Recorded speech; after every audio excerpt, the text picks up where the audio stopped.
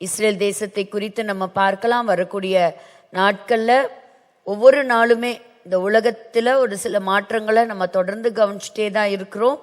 உலகம் மாறிக்கொண்டே இருக்கின்றது என்பதில் எவ்விதமும் சந்தேகமும் இல்லை. சரி, யுத்தம் ஒரு முடிஞ்சுதா அப்படின்னு கேட்டால் யுத்தம் இன்னும் ஒரு முடிவுக்கு வந்ததா பாடு இல்லை. என்னதான் இருந்தாலும் ஹாஸ்டேஜஸ் எல்லாம் கம்ப்ளீட்டாக உயிரோடு இருந்தவங்களும் சரி, மரித்து போனவர்களும் சரி, முழுமையாக இஸ்ரேல் தேசத்துக்கு கொண்டு வந்திருந்தாலும் யுத்தம் ஒரு சமாதானத்தில் முடியணும். இது வரைக்கும் சமாதானங்கிற பேச்சுக்கே இடம் இல்லாம இருக்கு. எப்பொழுது வேண்டுமானாலும் அமெரிக்காவுக்கும் ஈரானுக்கும் தாக்குதல் இருக்கலாம், இல்லை ஈரான் இஸ்ரேலை தாக்குதல் செய்யலாம் அப்படின்னு சொல்லக்கூடிய ஒரு அச்சத்தின் நிலை தான் இப்பொழுதும் இருக்கு. ஸோ வேதாகமத்தில் உள்ள தீர்க்க தரிசனங்கள் அனைத்தையும் புரிந்து கொள்வதற்கு இந்த இஸ்ரேல் தேசமும் தேவனால் தெரிந்து கொள்ளப்பட்ட இஸ்ரவேல் மக்களும் மிக மிக அவசியம். பாருங்க, இந்த 1948 இந்த தேசம் உருவான அந்த நாட்கள்ல இருந்து இந்த 2026 வரைக்குமே ஏதோ ஒரு யுத்தத்தை பார்த்துக்கிட்டே தான் இருக்கு. கடைசி ஹாஸ்டேஜஸும் உள்ள கொண்டு வந்ததுனால இப்போ தற்காலிகமா இந்த யுத்தம் ஒரு முடிவுக்கு வந்திருக்குது அப்படிங்கிறத நம்ம சொல்லலாம் இல்லையா. அக்டோபர் 7, 2023 அனைத்து ஒரு சில பிணை கைதிகள் உயிரோடு கொண்டு போகப்பட்டாங்க, சிலர் கொலை செய்யப்பட்டாங்க.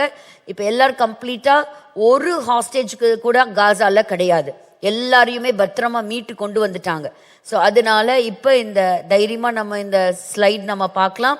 ஸோ ஃப்ரம் 1948 to 2025 இஸ்ரேல் தொடர்ச்சியாக சில யுத்தங்களை சந்தித்து வருகிறது. ஆனால் அனைத்து யுத்தங்களிலும் யார் தான் ஜெயிச்சுட்டே இருக்கிறா? இஸ்ரேல் தான் ஜெயிச்சுட்டே இருக்கு.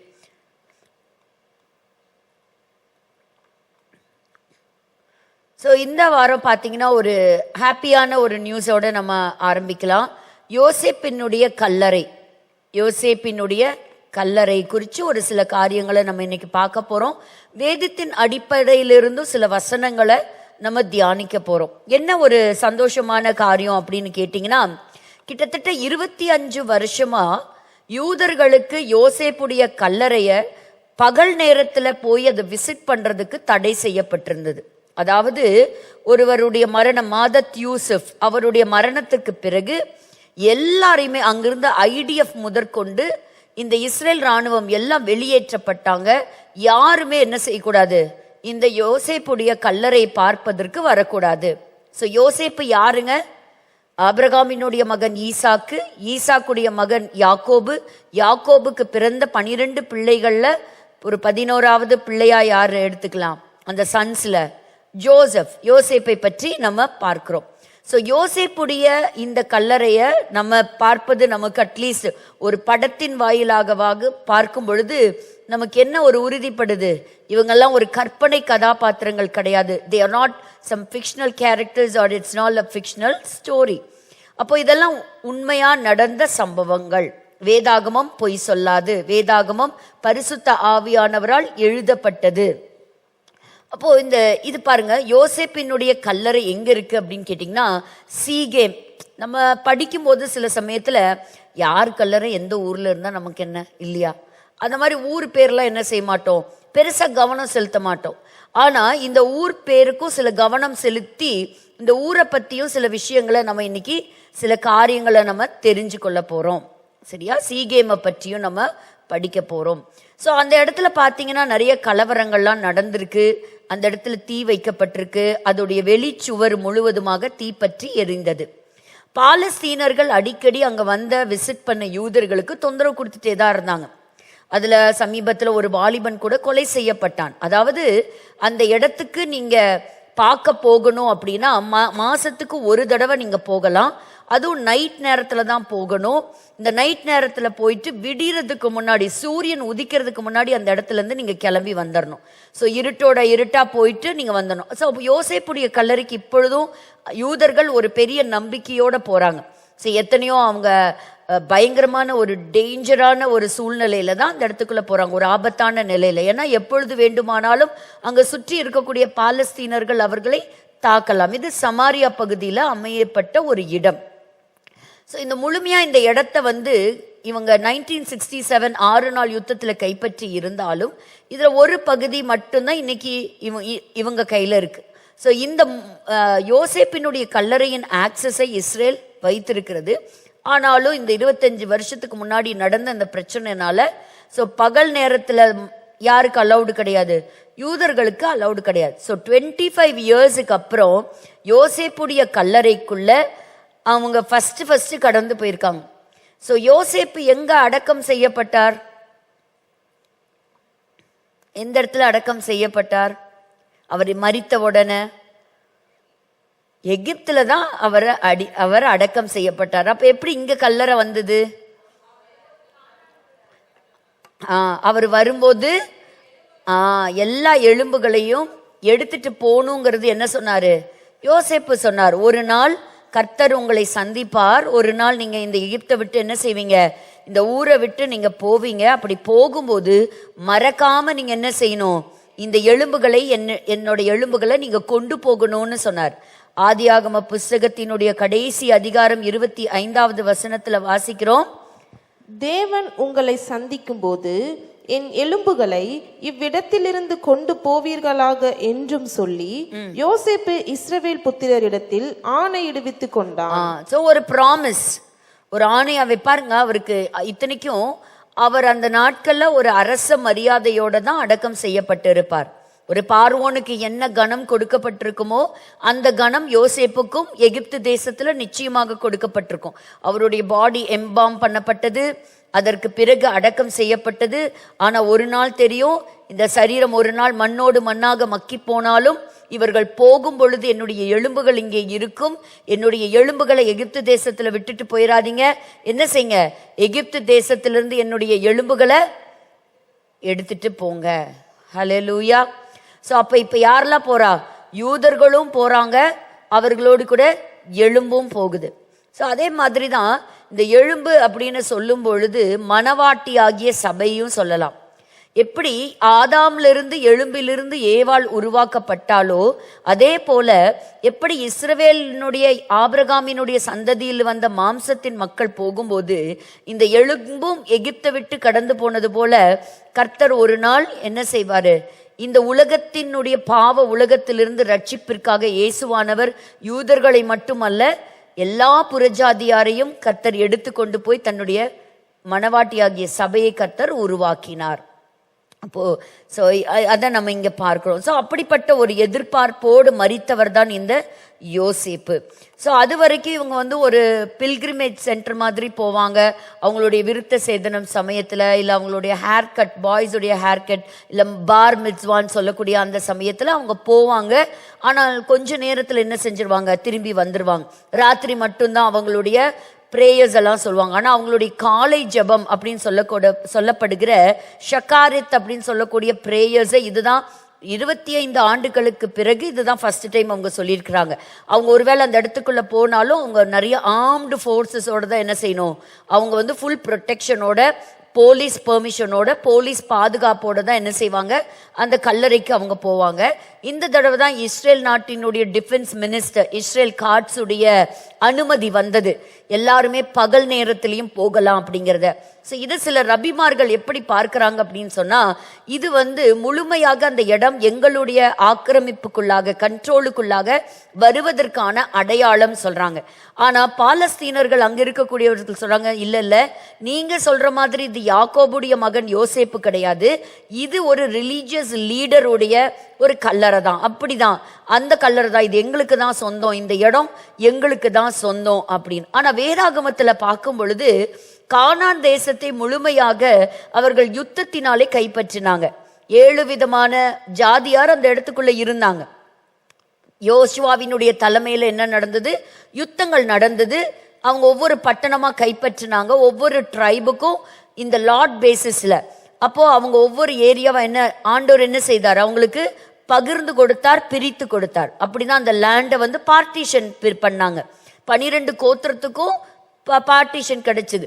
ஸோ லேவிக்கும் சில சட்டத்திட்டங்களின்படி அவர்களுக்கு சில காரியங்களை ஆண்டவர் செய்தார். ஸோ இப்படி நம்ம பார்க்கும் பொழுது 3 நிலங்களை மட்டும் விலைக்கு அவர்கள் வாங்கினார்கள். எப்படிங்க? விலை கொடுத்து வாங்கினார்கள். அப்படி 3 நிலங்கள். அது ஏதாவது நீங்க கெஸ் பண்ணி சொல்ல முடியுமா? விலை கொடுத்து வாங்கின இடங்கள் அப்படின்னு சொல்றது வெரி குட். ஸோ அது எந்த அதுக்கு அதுதான் என்ன இடம்? அர்வனாவினுடைய களத்தை வாங்கினார். யார் வாங்கினா? தாவீது விலை கொடுத்து வாங்குறார். அந்த இடத்துல தான் என்ன வந்தது? தேவாலயம் அங்கதான் கட்டப்பட்டுச்சு. ஸோ சாலமோன் கட்டின தேவாலயம் அந்த தாவீது விலை கொடுத்து வாங்கின இடத்துல தான் தேவாலயம் கட்டப்பட்டுச்சு. அதே போல சாராள் மரித்த பொழுது என்ன செய்தார்? ஆபிரகாம் என்ன செஞ்சாரு? விலை கொடுத்து வாங்கினார். அதே போல முற்பிதாக்கள் அவர்கள் மரித்த பொழுதும் சில இடங்கள் என்ன செஞ்சாங்க? அவங்களுடைய குகைகள் எல்லாம் விலை கொடுத்து தான் வாங்கப்பட்டது. ஸோ குகைகள் எல்லாம் விலை கொடுத்து வாங்கப்பட்டது. அதை நம்ம பார்க்குறோம் பாருங்க. ஸோ இப்போ இந்த இடம் யாருக்கு சொந்தம் அப்படின்னு பார்த்தோம்னா, விலை கொடுத்து வாங்கினதுக்கெல்லாம் ப்ராப்பர்ட்டி டாக்குமெண்ட் எங்கே இருக்குது? தாய் பத்திரம் எல்லாம் இந்த பரிசுத்த வேதாகமத்தில் தான் இருக்குது. ஸோ இந்த பத்திரத்தை நம்ம படிக்கலாமா? யோசுவாவின் புஸ்தகம் 24ஆம் அதிகாரம் 32வது வசனம். யோசுவாவின் புஸ்தகம் 24ஆம் அதிகாரம் 32வது வசனம். இஸ்ரவேல் புத்திரர் எகிப்திலே இருந்து கொண்டு வந்த யோசேப்பின் எலும்புகளை அவர்கள் சீகேமிலே யாக்கோபு சீகேமின் தகப்பனாகிய எமோரியருடைய புத்திரரின் கையில் 100 வெள்ளி காசுக்கு கொண்ட நிலத்தின் பங்கிலே அடக்கம் பண்ணினார்கள். அந்த நிலம் யோசேப்பின் புத்திரருக்கு சுதந்திரமாயிற்று.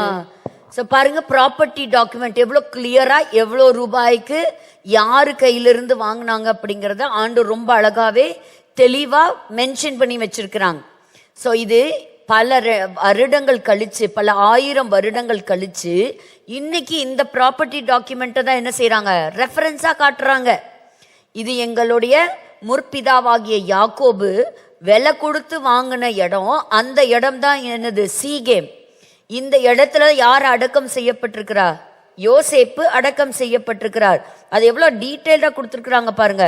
அப்போ எகிப்திலிருந்து யோசேப்புடைய எலும்புகள் கொண்டு வரப்பட்டு சீகேமின் தகப்பனாகிய எமோருடைய புத்திரரின் கையிலே 100 வெள்ளிக்காசுக்கு என்ன செஞ்சாங்களாம்?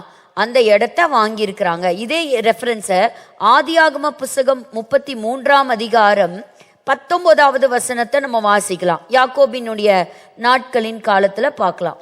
தான் கூடாரம் போட்ட வெளியின் நிலத்தை சீகேமின் தகப்பனாகிய ஏமோரின் புத்திரர் கையிலே 100 வெள்ளி காசுக்கு கொண்டு 100 வெள்ளி காசுக்கு அவன் வாங்கினான். யாருங்க?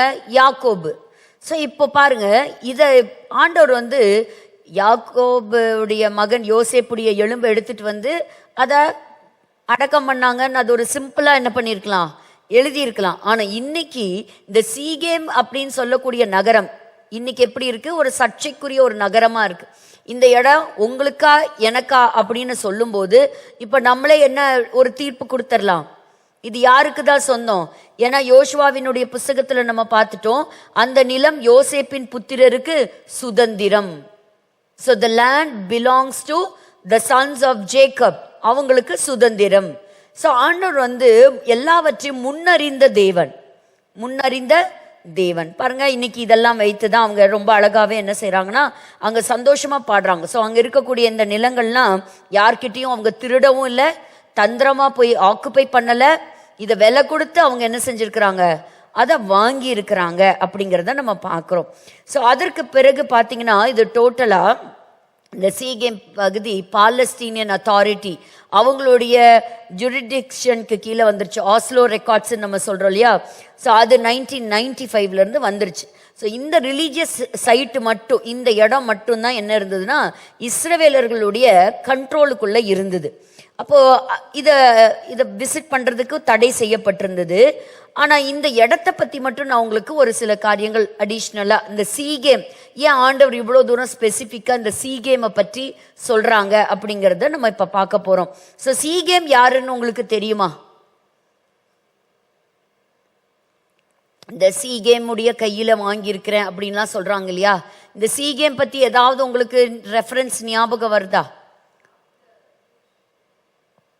தாவீதெல்லாம் பின்னாடியில வந்தார். நம்ம இப்ப எங்க போகணும்? யாக்கோபுடைய காலத்துல இருந்து யோசிக்கணும். யாக்கோபுக்கு பிள்ளைகள் இருந்தாங்க, அதுல ஒரு மகள் இருந்தா, தாமார்னு ஒரு மகள் இருந்தா. ஏதாவது ஞாபகம் வருதா? சரி, அந்த இடத்துக்கு வர்றதுக்குள்ள நம்ம பார்க்கலாம்.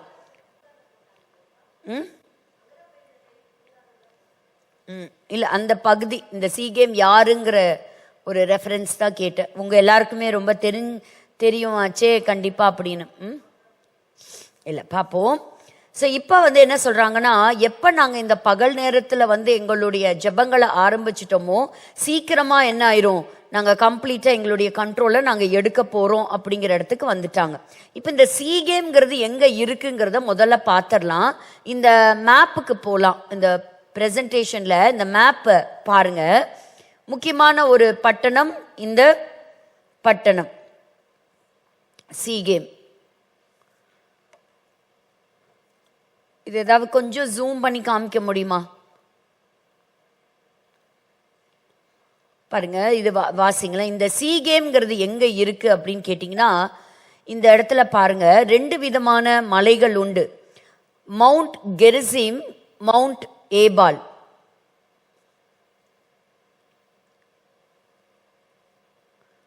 இது உங்களுக்கு தெரியுது பாருங்க. அந்த ஷீகேம்னு அந்த சென்டர்ல அந்த போல்டு லெட்டர்ஸ் இருக்கா. சீகேம்க்கு மேலே பார்த்தீங்கன்னா கெரிசிம்ங்கிற ஒரு மலையும் அதுக்கு வலது பக்கத்தில் இன்னொரு மலையும் இருக்கும். என்னது? மவுண்ட் ஏபால். 2 மலைகள். பைபிளில் நிறைய மலைகளுடைய பெயர் இருக்கு. ஸோ அந்த மலையுடைய பெயர் அதில் கொடுக்கப்பட்டிருக்கு. இப்போ ஃபர்ஸ்ட் இந்த 2 மலைக்கு நடுவில் என்ன சம்பவம் நடந்ததுங்கிறத ஒரு செகண்ட் படிச்சிடலாம். உபாகம புஸ்தகம் 11ஆம் அதிகாரம் 29வது வசனம். நீ சுதந்தரிக்கிற போகிற தேசத்தில் உன் தேவனாகிய கர்த்தர் உன்னை பிரவேசிக்க பண்ணும்போது கெரிசீம் மலையின் மேல் ஆசீர்வாதத்தையும், கெரிசீம் மலையின் மேல் ஆசீர்வாதத்தையும், ஏபால் மலையின் மேல் சாபத்தையும் கூற கடவாய். இங்க பாருங்க, இப்ப பாருங்க, அந்த சமாரியா இடத்துல இருக்கு. சீகேம்ல இப்ப யார் அடக்கம் பண்ணப்பட்டிருக்கா? யோசேப்புடைய எலும்புகள் அடக்கம் பண்ணப்பட்டிருக்குது. ஒரு பக்கத்துல ஆசீர்வாதம், இன்னொரு பக்கத்துல என்னது? சாபம். ஸோ ஒரு பக்கம் ஆசீர்வாதம், ஒரு பக்கம் சாபம். இந்த 2க்கும் நடுவுல தான் யாருடைய கல்லறை இருக்குது? இந்த சீகேம்ங்கிற இடம் இருக்குது. அங்கதான் யோசேப்புடைய கல்லறை இருக்கிறது. சரிங்களா? அப்போ இஸ்ரவேல் ஜனங்க அங்க கூடி வரும்போது தான் ஆசீர்வாதத்தை எந்த மலையிலிருந்து சொன்னாங்க? கெரிசீம் மலையிலிருந்தும். சாபம் எந்த மலையிலிருந்து சொல்லப்பட்டது? ஏபால் மலையிலிருந்து சொல்லப்பட்டது. அப்ப இது 2க்கு நடுவுல தான் இருந்தது. இன்னைக்கு வரைக்கும் கெரிசீம் அப்படிங்கிற ஒரு மலை இன்னைக்கு வரைக்கும் அது ஒரு ஹோலி சைட்டா, ஒரு பரிசுத்தமான இடமா தான் என்ன செய்யப்படுகிறது? சொல்லப்படுகிறது. இப்ப நம்ம யோவான் புஸ்தகத்துல எல்லாம் நம்ம வரும்பொழுது சமாரியா ஸ்திரீயோட ஆண்டவர் பேசும் பொழுது இந்த மலையை பத்தி எல்லாம் அவங்க பேசினதை நம்ம கேட்கிறோம் இல்லையா, நம்ம கேள்விப்படுறோம். ஸோ இந்த இடத்துலயும் நம்ம பார்க்குறோம். இதே நம்ம சீகேம் அப்படின்னு சொன்னா எப்படிப்பட்ட ஒரு இடம்? யோசேப்பை பற்றி நம்ம சொல்லும்போது அவருடைய செக்ஷுவல் பியூரிட்டி, பரிசுத்தத்தை காத்து கொண்டவர். தன் மீது எத்தனையோ தாக்குதல் வந்தாலும் அவருடைய மாம்சத்தை அசுத்தப்படுத்தாம, ஆண்டவருக்கு விரோதமான பாவ காரியங்களை செய்யாம தன்னை காத்து கொண்ட ஒரு தேவ மனிதன், பாவத்திற்கு விலகி ஓடினவர் இல்லைங்களா? அப்ப இன்னைக்கும் நம்ம ஒரு எடுத்துக்காட்டாக மற்ற எல்லாருக்கும் நம்ம காட்டுறது யார் தான்? ஒரு செக்ஷுவல் பியூரிட்டியில காமிக்கிறது யாரு? ஜோசப். அப்போ யோசேப்பு ஒரு பரிசுத்தமான ஒரு மனிதனாக ஒரு அடையாளப்படுத்தப்படுகிறார். ஆனால் இந்த சீகேம் எப்படிப்பட்ட ஒரு ரெப்ரசன்டேஷன் அப்படின்னு பார்த்தீங்கன்னா, அப்போ தீனாள் அவளை தந்திரமாக எடுத்துக்கொண்டு போய் அவளை வீணாக்கின ஒரு மனிதன் தான் யாருங்க? இந்த சீகேம் அப்படின்னு சொல்றத நம்ம பார்க்கிறோம். அப்போ அப்படிப்பட்ட ஒரு பாவத்தின் பூமியில யாருடைய எலும்புகள் அடக்கம் செய்யப்பட்டது? ஒரு பரிசுத்தமாய் வாழ்ந்த ஒரு மனிதனுடைய எலும்புகள் அடக்கம் பண்ணப்பட்டது. இப்ப இந்த இடத்துல பல விதத்துல பாத்தீங்கன்னா இந்த யோசேப்பு இயேசு கிறிஸ்துவுக்கு நிழலாய் இருக்கிறார். இயேசு கிறிஸ்துவையும் யோசேப்பையும் நிறைய விதத்துல நம்ம கம்பேரிசன் பண்ண முடியும்.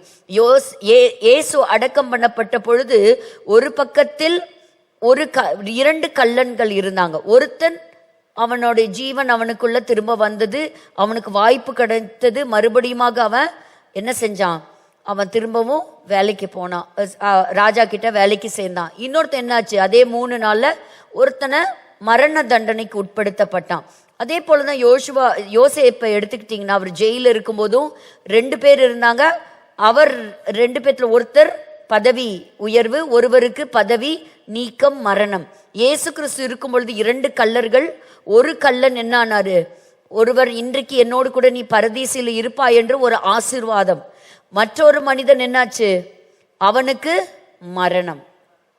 சோ ஒரு ஆசீர்வாதத்திற்கும் சாபத்திற்கும் இடையிலே எப்படி யோசேப்பு உடைய எலும்புகள் வந்ததோ அப்படி இயேசு கிறிஸ்துவானவருடைய மரணமும் நேரிட்டது.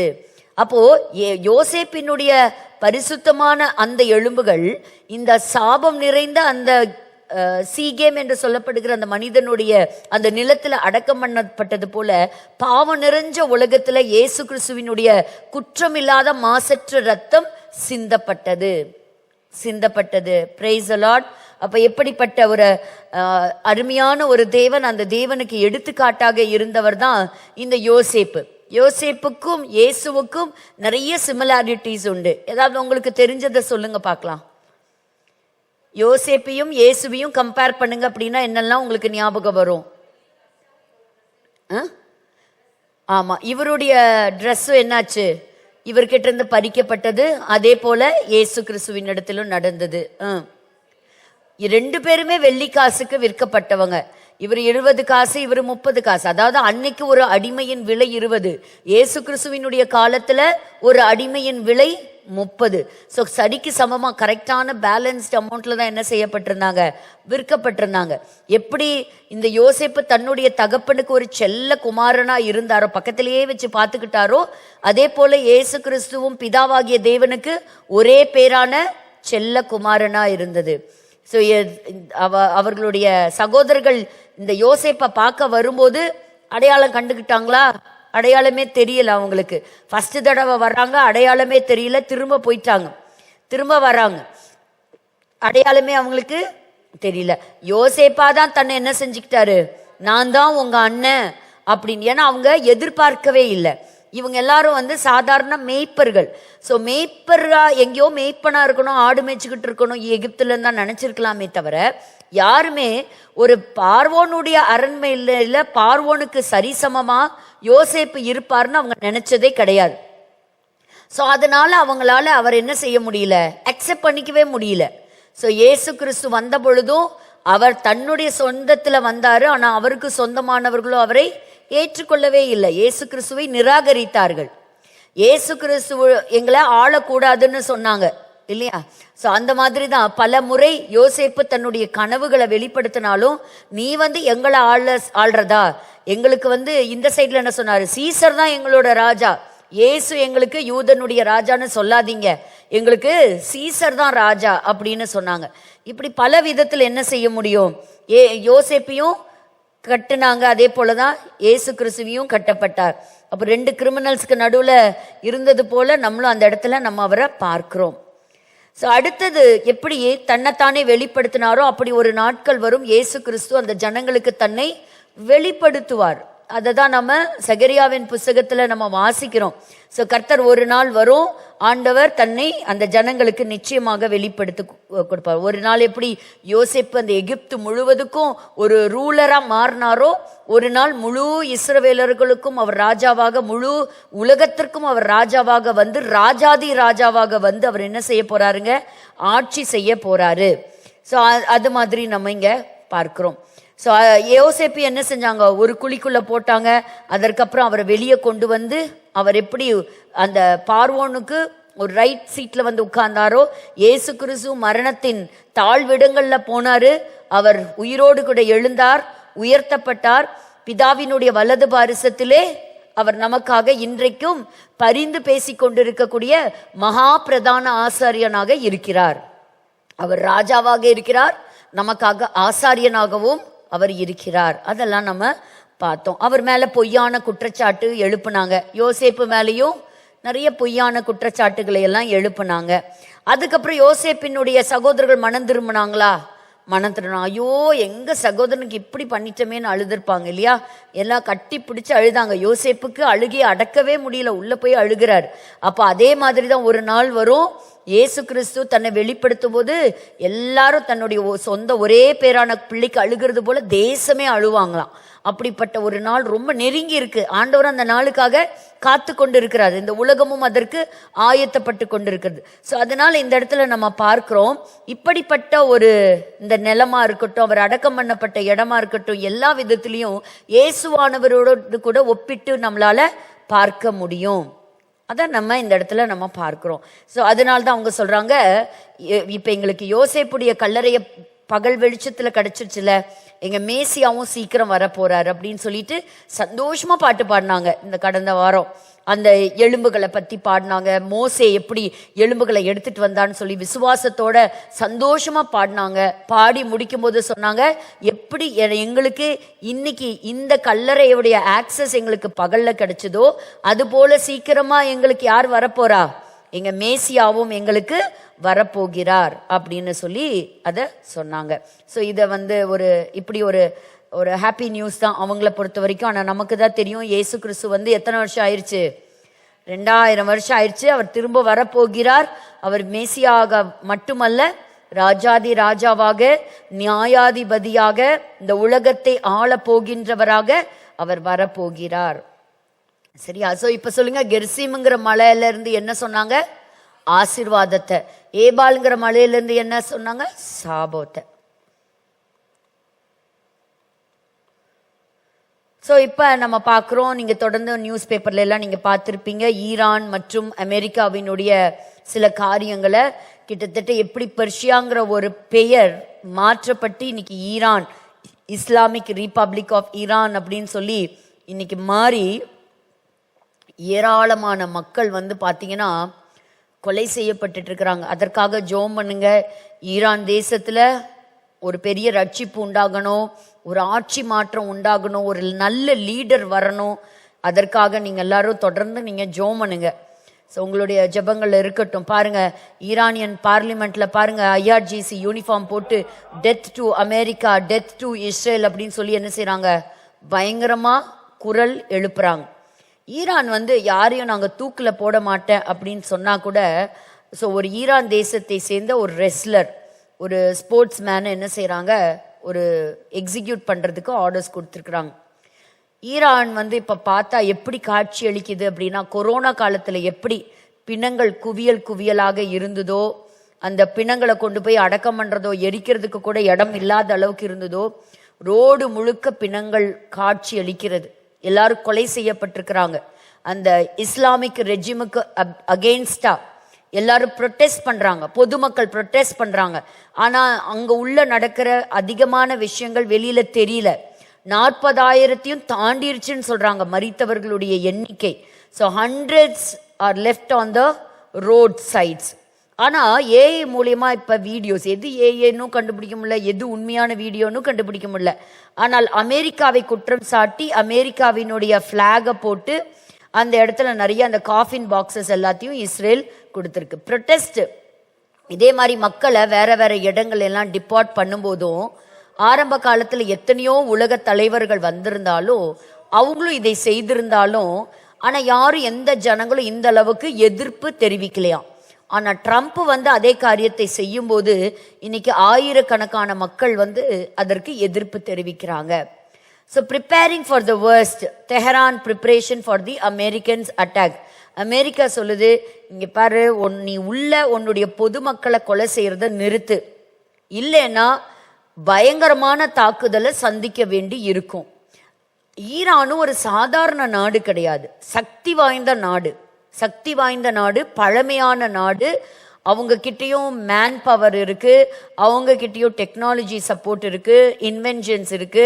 அதே போல நிறைய சோல்ஜர்ஸ் அவங்க கிட்ட இருக்கிறாங்க, ஆயத்தமா இருக்கிறாங்க. பட் அமெரிக்கா கிட்ட இருக்கக்கூடிய ஆயுதங்களுக்கு தக்கதாக அவங்களால ஈடுகட்டி போர் செய்ய முடியுமா அப்படிங்கிறது தெரியல. அப்படி இல்லாத பட்சத்துல நிச்சயமாக ஈரானுக்குள்ள சைனால இருந்து சில ஆயுதங்கள் வருதுன்னு சொல்றாங்க, மற்ற தேசங்கள்ல இருந்து சப்போர்ட் கிடைக்குதுன்றாங்க. அதனால இது ஒருவேளை ஒரு ரீஜனல் வாரா மாறிடாம இருக்கணும். அதற்காகவும் நம்ம ஜெபிக்கலாம். பாருங்க, இஸ்ரேல் அமெரிக்காவை பர்சுவேட் பண்றாங்க, கன்வின்ஸ் பண்றாங்க ஈரானை அட்டாக் பண்ணணும் அப்படிங்கிறத. சில கண்டிஷன்ஸ் கொடுத்திருக்கிறாங்க ஈரான் மேல. ஈரான் வந்து அணு ஆயுத சோதனைகளை நடத்தி மறுபடியும் நியூக்ளியர் வெப்பன்ஸ் என்ன பண்ணக்கூடாது, அவங்க தயாரிக்க கூடாது. அது எல்லாத்தையும் அவங்க கிட்ட இருக்கக்கூடிய எல்லாத்தையும் அவங்க ஹேண்ட் ஓவர் பண்ணணும்னு சொல்றாங்க. ஆனா ஈரான் அதற்கு தயாராக இல்லை.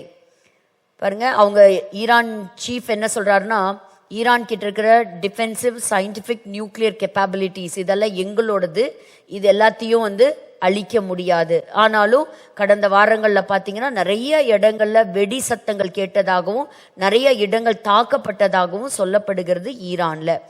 ஸோ இந்த ஒரு பர்டிகுலர் கமாண்டர் எலிமினேட் செய்யப்பட்டிருக்காங்க. நம்ம எல்லாருக்குமே தெரியும், எப்பவுமே வந்து ஒரு யுத்தங்கள் நடக்கும்போது முக்கியமான தலைவர்கள், த கீ பிளேயர்ஸ் என்ன செய்யப்படுவாங்க, they all will be eliminated. So இங்க இருக்கக்கூடிய ஒரு வீடியோ ஃபுட்டேஜ் நீங்க பாத்தீங்கன்னா, அயத்தோலா அலி கமேனி, அவருக்கு முன்னால் இருந்த அந்த அதிபர், இவர் வந்த பிறகுதான் பெர்ஷியா வந்து ஈரானா மாறுச்சு. அவருடைய கல்லறைக்கு போயிருக்கிறாரு. அதே மாதிரி என்னை கொலை செய்யப்படுவதை குறித்து நான் எந்த பயமும் எனக்கு கிடையாதுங்கிறாரு. எங்கேயோ பங்கர்ல அவர் இருக்கிறதா சொல்லப்படுகிறது. இவர் எங்க இருக்கிறாருங்கிறது தெரியல. பட் இருந்தாலும் இந்த காரியம் ஒரு பக்கம் இருக்க, பல நாடுகள்ல இருந்து கிட்டத்தட்ட 40,000க்கும் மக்கள் மேல கொலை செய்யப்பட்டிருக்கிறாங்க. அது நல்லதுன்னு சிலர் சொல்றாங்க. இன்னைக்கு வந்து மக்களுக்கு எது பாவம், எதற்கு எதிர்ப்பு தெரிவிக்கணும், எதை ஆதரிக்கணும் அப்படிங்கிற ஒரு ஞானமே இல்லாத அளவுக்கு உலகம் ஒரு பொல்லாத உலகமா மாறி இருக்கிறத நம்ம பார்க்கிறோம். யூரோப்பியன் யூனியன் வந்து இந்த IRGC ஒரு டெரரிஸ்ட் ஆர்கனைசேஷன், ஒரு பயங்கரவாதத்திற்கு அடையாளப்படுத்தி இருக்கிறது. இதை கண்டித்து இருக்கிறாங்க. ஸோ யூரோப்பியன் யூனியன் வந்து ஒரு பயங்கரவாதத்திற்கு கண்டித்திருக்கிறாங்க. அப்போ இப்ப நம்ம என்ன பார்க்க போறோம் அப்படின்னா, ஒரு தலைவர் சொல்லியிருக்கிறாரு, ஒரு மாற்றம், ஒரு பீஸ் வரணும்னா, ஒரு சமாதானம் வரணும் அப்படின்னா, ஈரான்ல இருக்கக்கூடிய தற்சமயம் இருக்கக்கூடிய இந்த இஸ்லாமிக் ஆட்சி என்ன செய்யணும், அயத்தோலா அலி கமேனியுடைய தலைமை கீழாக இருக்கக்கூடிய ஆட்சி முழுவதுமாக கவிழ்க்கப்பட்டாதான் சமாதானம் வரும் அப்படின்னு சொல்லியிருக்காரு. இன்னைக்கு உலகத்துல சமாதானம் இருக்கா அப்படிங்கிறத வசனத்தின் அடிப்படையிலிருந்து கொஞ்ச நேரம் நம்ம தியானிக்க போகிறோம். முழு உலகத்திற்கும் சமாதானம் இருக்குதா? இப்ப கடந்த வாரத்துல நம்ம பார்த்தோம், சமாதானத்தை பற்றி பார்க்கும் பொழுது இயேசு கிறிஸ்து பிறந்த சமயத்துல தான் என்ன வந்தது, இந்த வசனத்தை நம்ம வாசிச்சோம். லூக்கா 19:38 வசனத்தை நம்ம வாசிச்சோம். என்னது வாசிக்கலாமா? லூக் 19:38. கர்த்தருடைய நாமத்தினாலே வருகிற ராஜா ஸ்தோத்தரிக்கப்பட்டவர், பரலோகத்திலே சமாதானமும் உன்னதத்திலே மகிமையும் உண்டாவதாக என்று மிகுந்த சத்தத்தோடே தேவனை புகழ்ந்தார்கள். இப்போ இயேசு கிறிஸ்து பிறந்த பிறகுதான், அதே போலதான் லூக்கா 2 நம்ம வாசித்தோம். 14வது வசனத்துல தான் அப்பொழுதுதான் சமாதானத்தை பற்றி முதலாக பூமியிலே சொல்லப்பட்டது. இப்ப கடந்த வாரத்துல பாத்தீங்கன்னா, ஒரு பெரிய பிசினஸ் டைக்கூன் CJ ராய்ன்னு சொல்லக்கூடிய ஒருவர், அவர் IT ரெய்டு நடத்தி இருக்கிறாங்க. அவருடைய பிசினஸை பத்தி நிறைய ஆர்டிகல்ஸ் எல்லாம் பேப்பர்ல வந்தது. ஒரு பிரபலமான மனிதர், நல்ல லக்ஸுரி கார்ஸ் அவர்கிட்ட இருந்தது, அழகான அவருடைய பிசினஸ் வந்து பல தேசங்கள்ல இருந்தது. ஸோ IT ரெய்டு நடத்திட்டே இருக்கிறாங்க. 3வது நாள் அந்த IT ரெய்ட் நடக்கும்போது அவர் சொல்லிட்டே இருந்தாராம், என்னுடைய முக்கியமான சில டாக்குமெண்ட்ஸ் என்னுடைய ரூம்ல இருக்குது, என்னோட அறையில இருக்குது, நான் போய் எடுத்துட்டு வரேன்னு சொல்லிட்டே இருந்தாராம். சரி, நீங்க போய் உங்களோட அந்த டாக்குமெண்ட் எடுத்துட்டு வாங்கன்னு சொல்லி கிட்டத்தட்ட 3 மணிக்கு அவர் அனுப்பி இருக்கிறாங்க. அவர் போய் அந்த டாக்குமெண்ட்டை எடுத்துட்டு வர போனவர் 3:10க்குள்ள தன்னுடைய பெட்டியில வச்சிருந்த தன்னோட பர்சனல் ரிவால்வர் எடுத்து he shot himself, தன்னைத்தானே சுட்டு அவர் தற்கொலை செய்து கொண்டார். he was found dead. அவரை மரித்தவராகத்தான் அவருடைய சடலத்தை எடுத்தாங்க. ஸோ அவர்கிட்ட என்ன இல்லை, அவர்கிட்ட பணம் இருந்தது, நல்ல வசதி வாய்ப்புகள் இருந்தது, பெரிய பெரிய அதிகாரிகள், பிரமுகர்கள், பிரபலமானவர்களோடு கூட நல்ல ஐக்கியம் வைத்திருந்தவர், பல தேசங்கள்ல வந்து தன்னுடைய அடையாளத்தை பதித்திருந்தார், ஏதோ ஒரு தேசத்தினுடைய ஒரு கவர்னரா கூட இருக்கிறாருன்னு சொன்னாங்க. அந்த மாதிரி அவருக்கு நல்ல ஒரு செல்வாக்குள்ள ஒரு மனிதர். அப்ப ஏன் இப்படி ஒரு டிப்ரெஷனுக்குள்ள தள்ளப்பட்டார்? பெரிய கடன் சுமை ஒண்ணு அவருக்கு இருக்கிறதா சொல்லப்படல. ஒண்ணு இந்த IT ரெய்டு அவருடைய சமாதானத்தை கெடுத்துருச்சு. he lost his peace.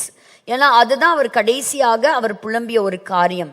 So ஒன்று யோசிக்க கூடாது, பணம் படைத்தவர்கள் கிட்ட எல்லாம் இன்னைக்கு சமாதானம் இருக்குமா அப்படின்னு சொன்னா, அவங்க கிட்ட எல்லாம் என்ன கிடையாது, சமாதானம் கிடையாது. உண்மையான சமாதானம் இயேசுவை அறிந்த ஜனங்கள் இடத்துல மட்டும்தான் இருக்கு. இயேசுவானவர் மட்டும்தான் சமாதானத்தை கொடுக்க முடியும். வேற யாருமே சமாதானத்தை கொடுக்க முடியாது.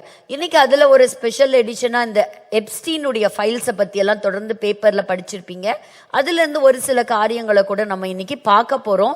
எதை கம்பேர் பண்ணி அப்படின்னா, இந்த உலகத்துல இப்பொழுது நமக்கு இந்த சமாதானம் இருக்கா?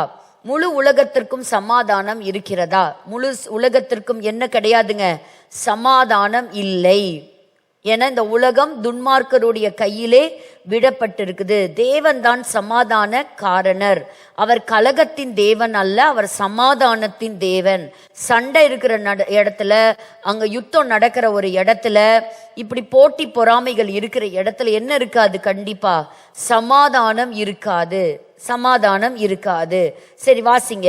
ஏசாயா 59 அதிகாரம் 8வது வசனம். ஏசாயா 59 8வது வசனம். சமாதான வழியை அறியார்கள், சமாதானத்தின் வழியை அறியார்கள். அவர்கள் நடைகளில் நியாயமில்லை, நடைகளில் நியாயமில்லை. தங்கள் பாதைகளை தாங்களே கோணலாக்கி கொண்டார்கள், தங்கள் பாதைகளை தாங்களே கோணலாக்கி கொண்டார்கள். அவைகளில் நடக்கிற ஒருவனும் சமாதானத்தை அறியான். இது ரொம்ப ரொம்ப அழகான வசனம், உண்மையான வசனம். இந்த வசனத்தின் அடிப்படையில தான் இன்னைக்கு இந்த எப்ஸ்டீன் ஃபைல்ஸை பத்தி நம்ம பார்க்க போறோம்.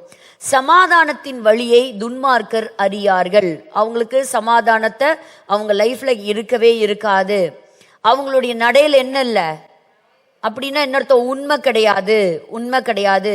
அப்ப அவங்க வழியே அவங்களே என்ன பண்ணிட்டாங்க? அவங்களே குழிய வெட்டிக்கிட்டாங்க. குழிய வெட்டினா அவங்க அதுல என்ன செய்ய போறாங்க? விழ போறாங்க.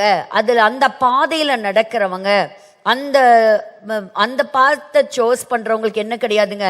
சமாதானம் கிடையாது. இன்னைக்கு இந்த உலகம் சமாதானத்தை தேடி கொண்டிருக்கிறது. எல்லா விதமான மக்களும் தேடுவது சமாதானத்தை தான். அப்போ சமாதானத்தின் வழியை அவர்கள் அறியார்கள். சோ உலக மனிதர்களுக்கு என்ன கிடையாது? சமாதானம் கிடையாது. ஒரு எக்ஸாம்பிளோட நம்ம பார்க்கலாம். 2 ராஜாக்களின் புஸ்தகம் 9ஆம் அதிகாரத்தை திருப்பிக் கொள்ளலாம்.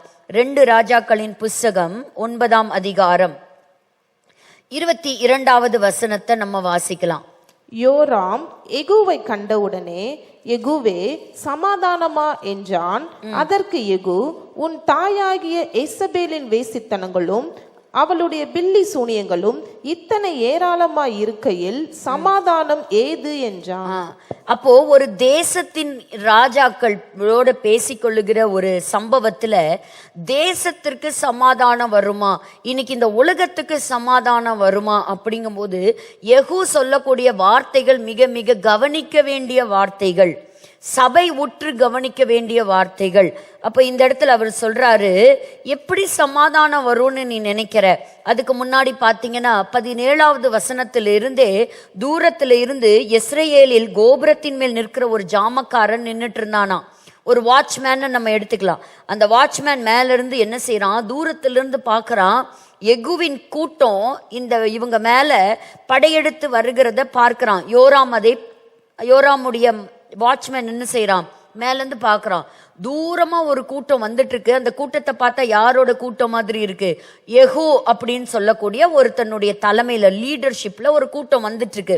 உடனே அவன் சொல்றான், யெகூ வருகிறத பார்த்த உடனே, அந்த நேரத்துல இப்படி ஒருத்தன் வருகிறான் அப்படின்னு சொன்ன உடனே ஒரு கூட்டத்தை காண்க. அப்பொழுது யோராம் சொன்னா, இங்க பாரு, நீ ஒரு குதிரை வீரனை என்ன செய்ய கூப்பிட்டு, அவன் நம்ம கிட்ட வர்றதுக்கு முன்னாடியே அவன் யுத்தத்துக்கு வர்றானா இல்ல சமாதானமா வர்றானாங்கிறத என்ன செஞ்சிரு, நீ தூரமா இருக்கும் போதே கேட்டுரு. அப்போ என்ன செய்யறான்? தூரமா இருக்கும் போதே இங்க இருந்தே ஒரு ஆளை அனுப்புறான், ஓடுறான். அதுக்கு என்ன பதில் சொன்னான்னு பாருங்க. 18வது வசனத்துல பார்க்கும் பொழுது, சமாதானமா என்று ராஜா கேட்க சொன்னார். ராஜா என்ன கேட்டு வர சொன்னாரு? அப்போ சமாதானங்கிற வார்த்தை எவ்வளவு முக்கியமான வார்த்தை பாருங்க. குடும்பத்திற்குள்ளேயும் சமாதானம் இருக்கணும், ராஜாக்கள் நடுவுல சமாதானம் இருக்கணும், வேலை செய்யற இடத்துல சமாதானம் இருக்கணும், தேசத்துல சமாதானம் இருக்கணும். அப்போ அவன் கேட்கிறான், சமாதானத்தை பத்தி உனக்கு என்ன? நீ என் பிறகே திரும்பி வான். போனவன் திரும்பி வரவே இல்லை, இன்னும் நெருங்கி வர்றான். அப்போ என்ன பண்றான்? வேற ஒரு குதிரை வீரனை அனுப்புறான். எப்பா, போனவன் திரும்பி வரவே இல்லை, நீ போய் கேட்டுட்டு வா. யெகூ எதுக்காக வர்றான் அப்படிங்கறது என்ன செய், நீ போய் கேட்டுட்டு வா அப்படின்னு.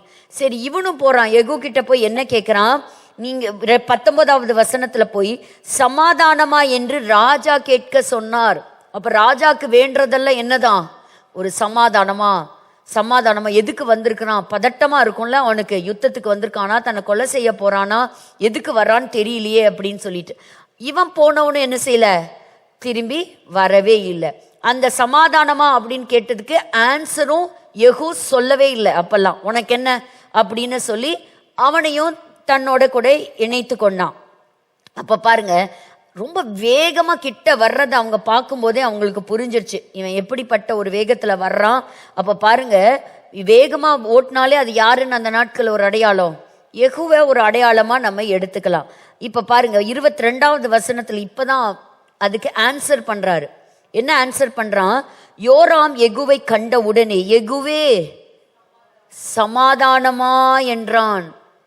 அப்போ சமாதானம் என்பது, ஏன் இந்த வார்த்தைகளை நம்ம படிக்கிறோம், இந்த கடைசி நாட்கள்ல உலகத்தின் கடைசி காயினா இறக்க போறது பிசாசு, இந்த அந்தி கிறிஸ்துவ தான். அந்தி கிறிஸ்துவனுடைய ஆவி இப்பொழுதே செயல்படுகிறது அப்படின்னு சொல்லி அப்போஸ்தலர்கள் எழுதி வச்சுட்டு தான் போயிருக்கிறாங்க. பல விதத்துல தன்னுடைய அசுத்த ஆவிகளை அனுப்பி இருக்கிறான். பிசாசுடைய கண்ட்ரோல்ல தான் இருக்குது இல்லையா. இயேசு கிறிஸ்து என்ன சொன்னார், போன தடவை நம்ம பார்க்கும் பொழுது இந்த பூமி முழுவதையும் அவன் தன்னுடைய கண்ட்ரோல்ல வைத்திருக்கிறாங்கிறத நம்ம படிச்சோம். இன்னும் கூட ஒரு 2-3 வசனத்தை நீங்க வாசிச்சு பாருங்க. 2 கொரிந்தியர் 4ஆம் அதிகாரம் 4வது வசனம். 2 கொரிந்தியர் 4ஆம் அதிகாரம் 4வது வசனம். தேவனுடைய இன்னொருவர் எபேசியர் 2:2. தேவனுடைய சாயலா இருக்கிற கிறிஸ்துவின் மகிமையான சுவிசேஷத்தின் ஒளி அவிசுவாசிகளாகிய அவர்களுக்கு பிரகாசமாய் இராதபடிக்கு இப்பிரபஞ்சத்தின் தேவனானவன் the prince of the world, அவர்களுடைய மனதை குருடாக்கி வைத்திருக்கிறது யாருங்க, பிரின்ஸ் ஆஃப் த வேர்ல்ட். அடுத்த வசனத்தை வாசிப்போம். நாங்கள் எங்களையே பிரசங்கியாமல், எபேசியர் 2:2.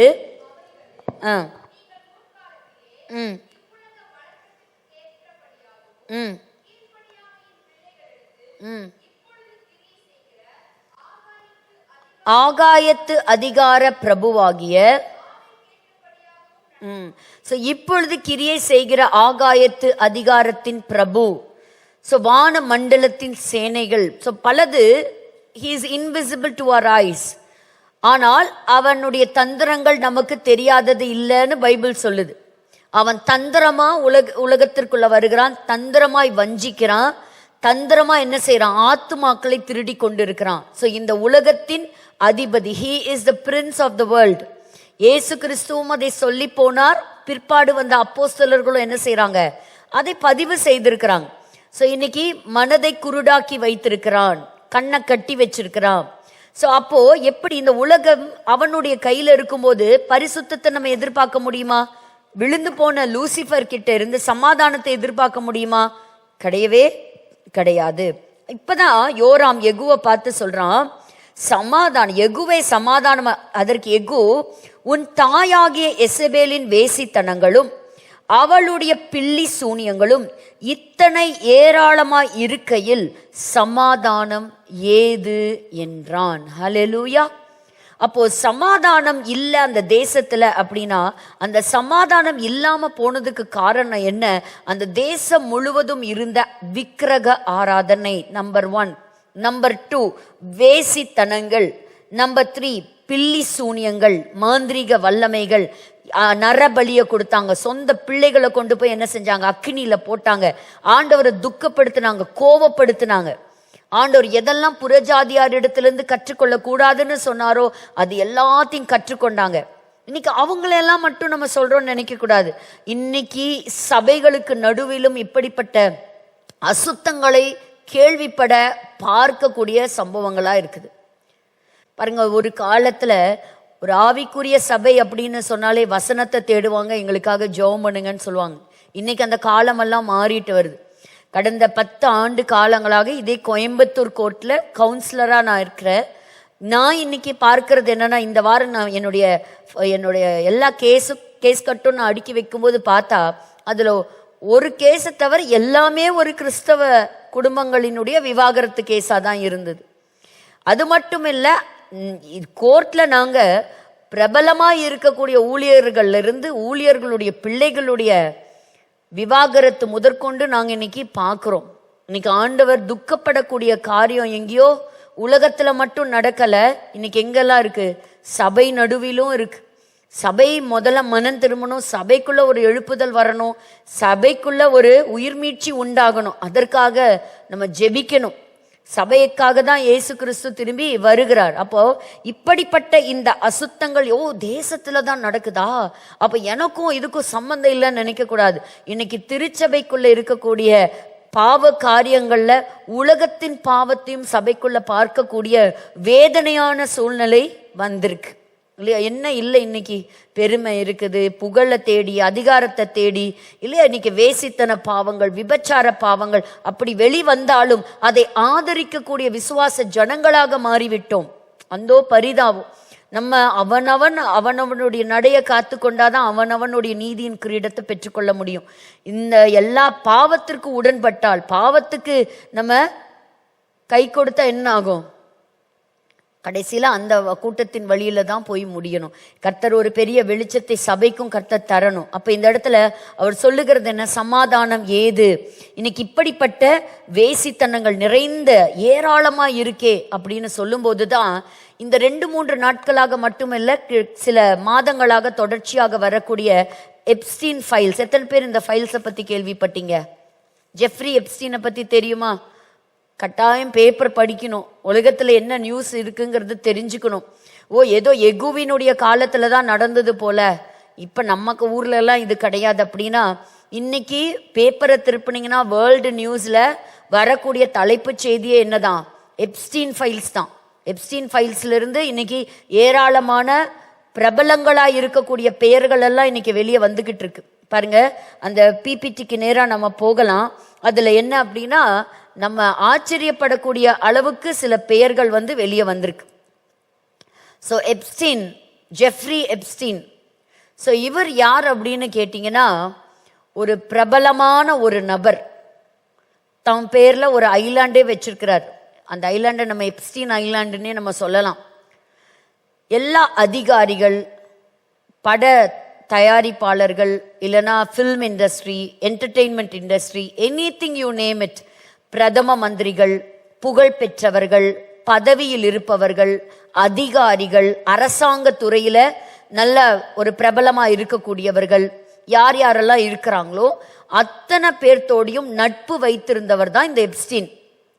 இந்த எப்ஸ்டீன் ஒரு வழக்குல மாற்றார். எப்பன்னு கேட்டீங்கன்னா 2005. இவர் மேல கம்ப்ளைண்ட் கொடுக்கறது யார் அப்படின்னா, ஒரு 14 வயசு ஒரு சின்ன ஒரு குழந்தையுடைய தகப்பனார். என்ன அப்படின்னு கேட்டீங்கன்னா, அந்த குழந்தை கொடுத்த அந்த பேர்ல செய்யப்பட்ட வழக்கு என்ன? ஒரு பாலியல் குற்றம். ஒரு சின்ன குழந்தை மேல என்ன செஞ்சிருக்கிறாங்க? ஒரு பாலியல் வன்முறை தாக்குதல் நடந்திருக்கு. அப்ப இந்த கேஸ் விசாரணைக்கு வருது. இந்த கேஸை எடுத்து விசாரிக்க ஆரம்பிச்சிருக்கிறாங்க. விசாரிக்க ஆரம்பிச்ச பிறகுதான் பலவிதமான திடுக்கிடும் செய்திகள் வெளியே வந்திருக்கு. இப்ப பாத்தீங்கன்னா, இந்த டிபார்ட்மெண்ட் ஆஃப் ஜஸ்டிஸ் அப்படின்னு சொல்லக்கூடிய USA, அவங்க இதுக்கு ரிலேட்டடான நிறைய ஃபைல்ஸ் எல்லாத்தையும் ரிலீஸ் பண்ணியிருக்கிறாங்க. ஸோ இவர் என்ன அப்படின்னா, ஃபர்ஸ்ட் கொஞ்சம் கொஞ்சமா தான் பகுதியா போர்ஷன்ஸ்ல என்ன செஞ்சாங்கன்னா, எப்ஸ்டீனுடைய கையில் இருந்த சில டாக்குமெண்ட்ஸ் எல்லாம் ரிலீஸ் பண்ணாங்க. இப்போ இவர் யார் அப்படின்னா, முக்கியமா நம்ம இவரை சொல்லணும் அப்படின்னா, இந்த 14 வயது ஒரு ஸ்கூல் போற ஒரு குழந்தை மட்டும் கிடையாதுங்க.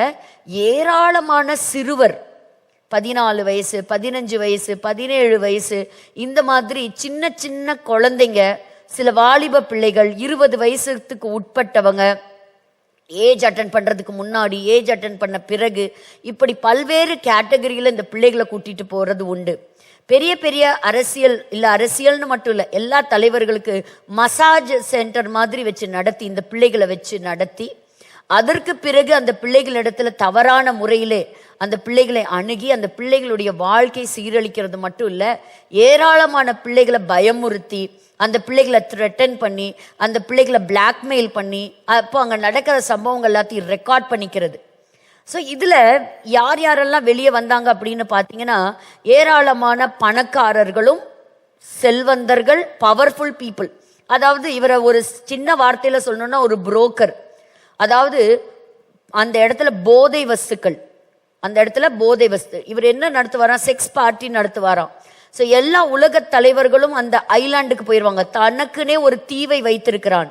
அந்த தீவுல பலவிதமான சலுகைகள் இருக்கு, ஆடம்பர வசதிகள் இருக்குது, நல்லா நீங்க சந்தோஷமா இருக்கலாம். அந்த மாதிரி அநேகர் அங்க வந்திருக்கிறாங்க. அதாவது பெரிய பெரிய சுல்தான்ல இருந்து நம்ம ஏராளமான தலைவர்கள்ல இருந்து எல்லாத்துடைய பெயரும் நாளுக்கு நாள் பார்த்தீங்கன்னா பெயர் பட்டியல் வந்துகிட்டே இருக்கு. So we have to be very careful with our children. அப்போ அந்த பேர் வரும்போது பார்த்தீங்க அப்படின்னா கிட்டத்தட்ட ட்ரம்ப்புடைய பெயர் வெளியே வந்திருக்கு, பில் கிளின்டனோட பெயர் வெளியே வந்திருக்கு, எலான் மஸ்கோட பெயர் வந்திருக்கு, பில்கேட்ஸ் உடைய பெயர் வெளியே வந்திருக்குது. ஹை ப்ரொஃபைல் ஃபிகர் அப்படின்னு சொல்லக்கூடிய அநேகருடைய போட்டோஸ் கிட்டத்தட்ட பார்த்தீங்கன்னா 3.5 மில்லியன் டாக்குமெண்ட் இப்ப வெளியே வந்திருக்கு.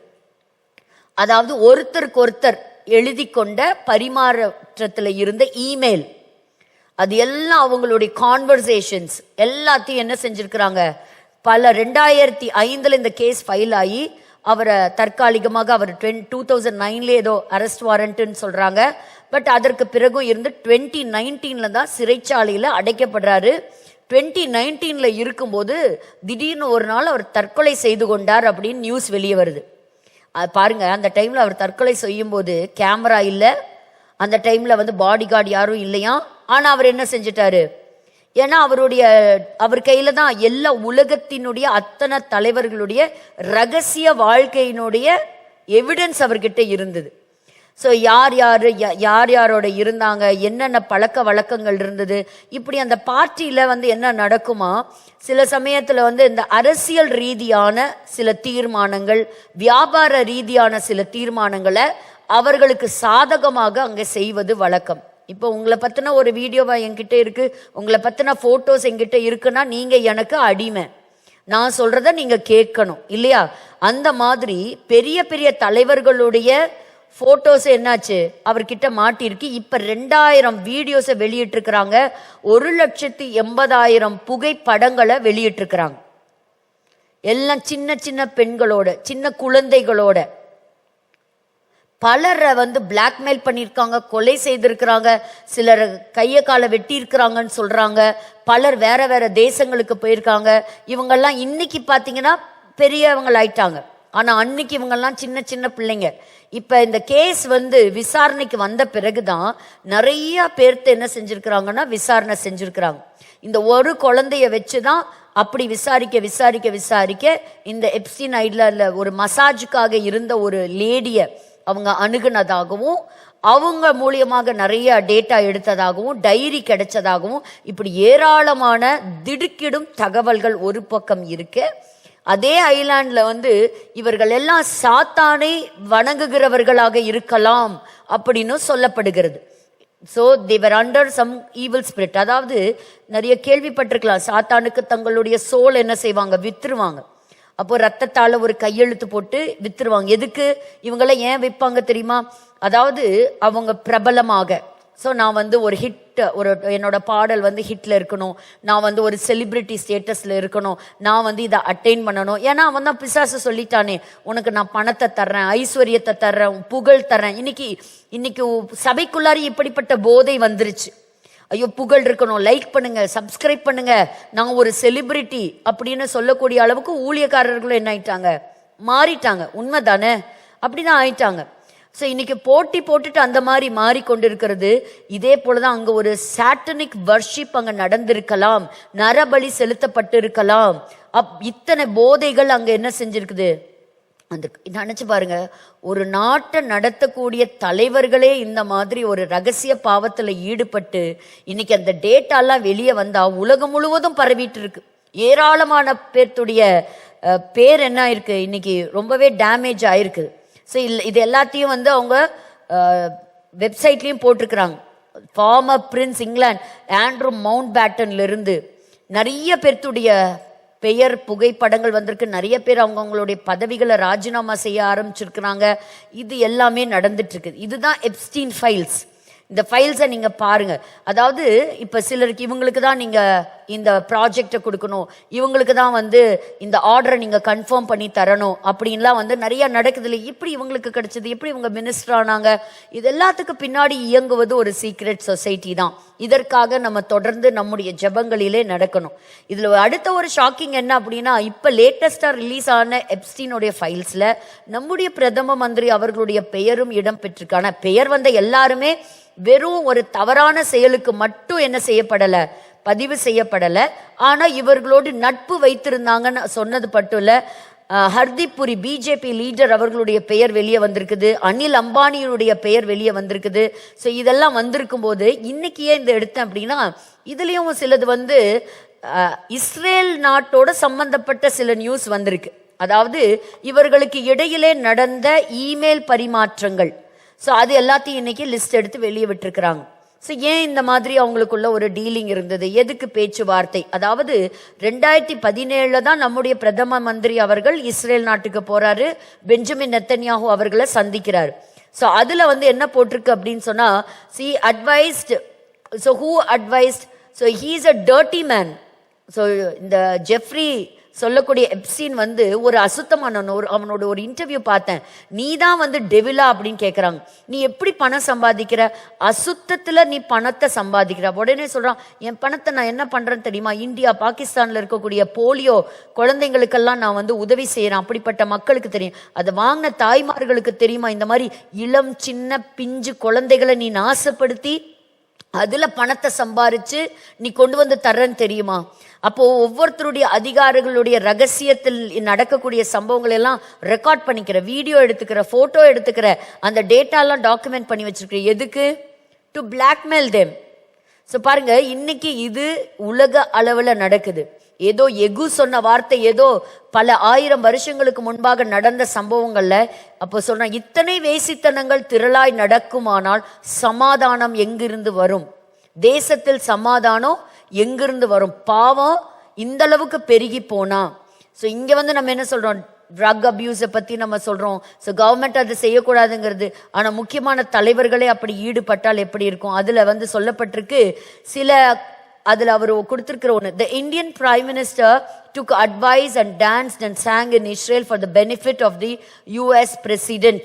அப்படி they had met a few weeks ago, it worked அப்படின்னு கொடுத்திருக்குது. ஸோ இதை பற்றியெல்லாம் நமக்கு தெரியாது. பட் இது வந்து என்ன ஆலோசனை எடுத்துக்கிட்டாருங்கிறதும் நமக்கு தெரியாது. ஸோ இந்த இடத்துல அவர் இஸ்ரேல் நாட்டுக்கு போய் அந்த பிரதமரை சந்தித்ததும் யாருடைய ஆலோசனையின்படி நடந்ததாமா? இந்த எப்ஸ்டீனுடைய இதனால. ஸோ அநேக வாலிப பெண்கள் அதுல சிக்கி இருக்கிறாங்க, அதுல அநேக குழந்தைகள் பாதிக்கப்பட்டிருக்கிறாங்க. ஸோ இன்னைக்கு இந்த நியூஸ் எல்லாம் அப்படியே டோட்டலா என்ன செய்து வெளிவருது. நம்ம ஒவ்வொரு நாளும் நம்முடைய அதிகாரிகளுக்காக நம்ம ஜெபம் பண்ணணும். we should pray. சிலர் சொல்றாங்க, இது கட்டாயம் இது மொசாடு வேலை தாங்க அப்படின்னு. மொசாடுக்கு பெரிய என்ன செஞ்சுட்டாங்க, ஏன்னா இது இஸ்ரேலோட டாக்டிக்ஸ் தான். ஒருத்தனோட பலவீனம் என்னன்னு தெரிஞ்சுக்கிட்டு அந்த பலவீனத்துல அட்டாக் பண்றது. ஒருத்தனுக்கு பணத்துல பலவீனமா இருக்கும், ஒருத்தனுக்கு புகழ்ல பலவீனமா இருக்கும், ஒருத்தனுக்கு அதிகாரத்துல பலவீனமா இருக்கணும், ஒருத்தருக்கு இப்படிப்பட்ட பாலியல் ரீதியான மாம்ச இச்சையில பலவீனமா இருக்கும். ஸோ ஒவ்வொருத்தனுக்கு என்ன விதமான பலவீனம் அதை ஐடென்டிஃபை பண்றது, அந்த ஐடென்டிஃபை பண்ணி அதுல அடிக்கிறது. அந்த பாவத்தை அவன் செய்யும் போது என்ன செஞ்சிருது, எவிடன்ஸை கலெக்ட் பண்ணிக்கிறது. நாளைக்கு இங்க கையெழுத்து போட்டுன்னா கையெழுத்து போட்டு தானே ஆகணும், இந்த ஆர்டரை நீ கொடுன்னு சொன்னா கொடுத்து தானே ஆகணும், இதை நீ எக்ஸெப்ட் பண்ணிக்கணும்னு சொன்ன நீங்க எங்க கூட கை கோத்துக்கணும்னா கை கோத்து தான் ஆகணும். இப்படி ஒரு மனிதனுக்கு கீழே எல்லா விதமான தந்திரமான வேலைகளும் நடந்து அடக்குமானால் வரக்கூடிய நாட்களில் அந்தி கிறிஸ்துவினுடைய காலத்துல எப்படி இருக்கும்னு நினைச்சு பார்க்கணும். ஸோ அப்ப பாருங்க, ஒரு ஒன் வேர்ல்டு கவர்மெண்ட் இதெல்லாம் எதுக்கு அப்படின்னா, ஒரு லீடரை உள்ள கொண்டு வர போறாங்க, அவன் வந்தா எல்லாம் சரியாகும் அப்படின்னு நினைக்கும் போது யார் உள்ள வந்து இறங்க போறா? கண்டிப்பா பிசாசினுடைய இது. இப்பவும் சொல்றேன், நம்முடைய ஃபோக்கஸ் யாரு கிடையாது, ஆன்டி கிரைஸ்ட் கிடையாது. we have to focus on Christ. இயேசு கிறிஸ்து நமக்கு காண்பித்த அந்த வழியிலே நாம் நடக்க வேண்டும். அப்ப தேசத்தில் எப்படி சமாதானம் இருக்கும்? வேசித்தனங்களும் பில்லி சூனியங்கள், பாருங்க, மாந்திரிகம் நடக்குது, நரபலிகள் கொடுக்கப்படுகிறது, இதெல்லாம் தவிர்க்கப்படணும். விக்கிரக ஆராதனைகள், தங்களுக்கென்று தெய்வங்களை வைத்துக்கொண்டு அதை பின்தொடருகிறத நம்ம பார்க்கிறோம். இப்ப நம்ம கவனிக்க வேண்டிய ஒரு வார்த்தை என்ன அப்படின்னா, இயேசு கிறிஸ்து வரும் வரை என்ன கிடையாது? இந்த பூமியில கட்டாயமாக சமாதானம் கிடையாது. சோ யார்கிட்ட சமாதானம் இருக்குங்கிறத நம்ம இப்ப பார்க்கலாம். பழைய ஏற்பாட்டிலிருந்து நம்ம பார்க்கலாம். சோ பாருங்க, யார்கிட்ட சமாதானம் இருக்கு? முதல்ல வாசிக்கலாம். சகரியாவின் புஸ்தகம் 6ஆம் அதிகாரம் 12வது வசனம். சகரியா 6:12.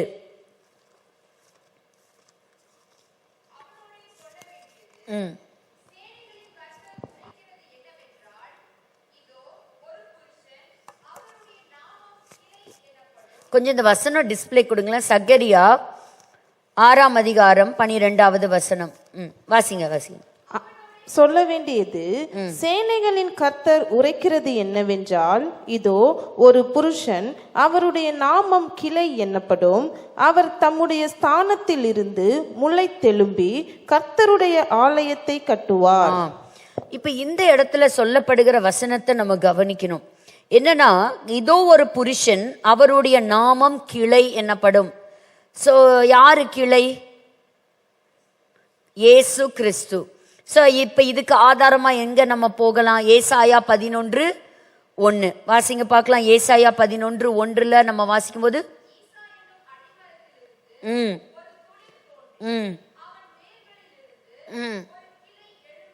ஒரு கிளை எழும்பி செழிக்கும். சோ யார் அந்த கிளை? இயேசு கிறிஸ்து தான் அந்த கிளை. ஈசாவம் அடிமரத்தில் இருந்து வந்த தாவீதை பற்றி, தாவீதினுடைய சந்ததியிலே வந்த பிறந்தவர் இயேசு கிறிஸ்து. அவருடைய நாமம் கிளை என்னப்படும். அவர் என்ன செய்வாரா? அவர் தம்முடைய ஸ்தானத்திலிருந்து முளைத்தெழும்பி கர்த்தருடைய ஆலயத்தை கட்டுவார். ஸோ இப்ப நம்ம 2வது தேவாலயத்தை மட்டும் நினைக்க கூடாது. திருச்சபையும் யார் தான் கட்டினது? இயேசு கிறிஸ்து தான் கட்டினது. 13வது வசனத்துல நம்ம வாசிக்கிறோம், அவரே கர்த்தருடைய ஆலயத்தை கட்டுவார், அவர் மகிமை பொருந்தினவராய் தம்முடைய சிங்காசனத்தின் மேல் வீற்றிருந்து ஆளுகை செய்வார். தம்முடைய சிங்காசனத்தின் மேல் ஆசாரியராயும் இருப்பார். அப்போ ஒன்னு ராஜாவாவும் இருப்பாரு, இன்னொன்னு ஆசாரியராவும் இருப்பாரு. அப்ப பாருங்க, இரண்டின் நடுவாக சமாதானத்தின் ஆலோசனை விளங்கும். சோ இந்த ராஜா மற்றும் ஆசாரியன், அப்போ பாருங்க, 1000 வருட அரசாட்சியில ராஜாதி ராஜாவாக வந்து ஆட்சி செய்ய போகிறார். இன்றைக்கும் திருச்சபைக்கு ராஜா யாருங்க? இயேசு மகாராஜா தான் ராஜா. என்னோட சர்ச்சுன்னு யாரும் மார்தட்டிக்கவே முடியாது. எந்த ஊழியக்காரர்களும் அது சொல்லக்கூடாது. நம்ம ஒரு நாள் நம்மை நம்பி கொடுக்கப்பட்டிருக்கிற அந்த மந்தையை கொண்டு போய் மகா பிரதான ஆசாரியன் இடத்துல ஒப்படைக்கணும். அது ஆவியானவர் செய்ய போகிறார். ஆவியானவருடைய கண்ட்ரோல்ல தான் சபை இயங்குகிறது. ஆவியானவருக்கு தான் முன்னுரிமை கொடுக்கணும். ஆவியானவர் தான் நம்ம வரவேற்கணும். அப்ப இந்த இடத்துல நம்ம பார்க்கிறோம், ஒன்று அவர் ஆளுகை செய்வார், தம்முடைய சிங்காசனத்தின் மேல் ஆசாரியராயும் இருப்பார். அவர் ஆசாரியராய் இருக்கிறாரா இல்லையா? எபிரேயர் 3:1, 4:16 நம்ம வாசிக்கிறோம், அவர் நம்முடைய மகா பிரதான ஆசாரியன்.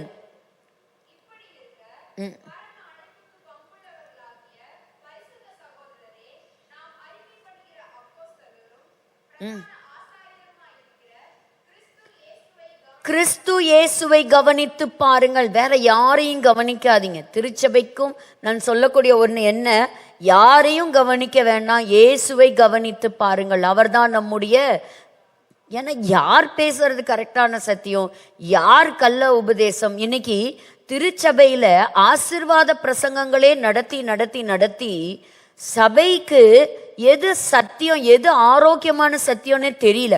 ஒரு பிரச்சனை வந்தா எப்படி ஹேண்டில் பண்ணணும்னு தெரியல, எப்படி விசுவாசத்துல நம்ம நிலைச்சு நிக்கணும்னு தெரியல. இதே கோவை மாவட்டத்துல ஒரு 2 நாளைக்கு முன்னாடி நினைக்கிறேன் ஒரு செய்தி, ஒரு குடும்பத்தோடு ஒரு கிறிஸ்தவ குடும்பம் தற்கொலை செய்து கொண்டாங்க. பாருங்க, ஒய்ஃப்க்கு கேன்சர், அவர் ஒரு அரசாங்க ஒரு பதவியில் இருக்கக்கூடிய ஒருவர், ஒரே ஒரு பெண் குழந்தை, நல்ல வசதி வாய்ப்புகள், பாருங்க கேன்சர். அதுல இருந்து அவங்களால தாண்டி வர முடியல. அவங்க they lost their peace of mind, சமாதானத்தை இழந்து போயிட்டாங்க. 3 பேரும் தற்கொலை செய்துக்கிட்டாங்க, கணவன் மனைவி பிள்ளை. பாருங்க, இன்னைக்கு சத்தியத்தின் அந்த கிரவுண்டு, அந்த அந்த டாக்டரின் இன்னைக்கு இல்லை. இன்னைக்கு பலமான ஆரோக்கியமான அந்த உணவை கொடுக்கணும் சபை. அப்பதான் விசுவாசிகளால நிக்க முடியும். வெறும் ஆண்டவர் வந்து சர்ச்சுக்கு வந்தீங்கன்னா உனக்கு ஆசீர்வாதம்னு அவர் சொல்லவே கிடையாது. உபத்திரவம், உலகத்துல உபத்திரவம் உண்டு, ஆனாலும் திடன் கொள்ளுங்கள், இதோ சதா காலங்களிலும் நான் உங்களோடு கூட இருக்கிறேன். நெருக்கத்தின் மத்தியில சபை வளர்ந்தது. சபையை கர்த்தர் வளர்த்துவார். சபை அவருக்கு சொந்தம். சபை என்பது அவருடைய மனவாட்டி. அவர் இரத்தத்தையும் நீரையும் விலா எலும்பிலே குத்தப்பட்டு பீரிட்டு வந்த பொழுது அவர் மரித்து ரத்தம் சிந்தி பெற்றெடுத்ததுதான், கர்ப்ப வேதனைப்பட்டு எடுத்ததுதான் இந்த சபை. அப்போ இந்த இடத்துல ராஜாவாகவும் இருக்கிறார், ஆசாரியனாகவும் இருக்கிறார். அப்போ அந்த நாட்கள்ல பழைய ஏற்பாட்டின் காலத்துல ஒன்னா ராஜா, நல்ல ராஜா இருந்தானா அந்த தேசத்துல சமாதானம் இருந்தது. நல்ல ராஜாவுக்கு 2 பேரு சொல்லுங்க பார்க்கலாம். பழைய ஏற்பாட்டுல சாலமோனை நம்ம சொல்றோம், 2வது தாவீதை நம்ம சொல்றோம்.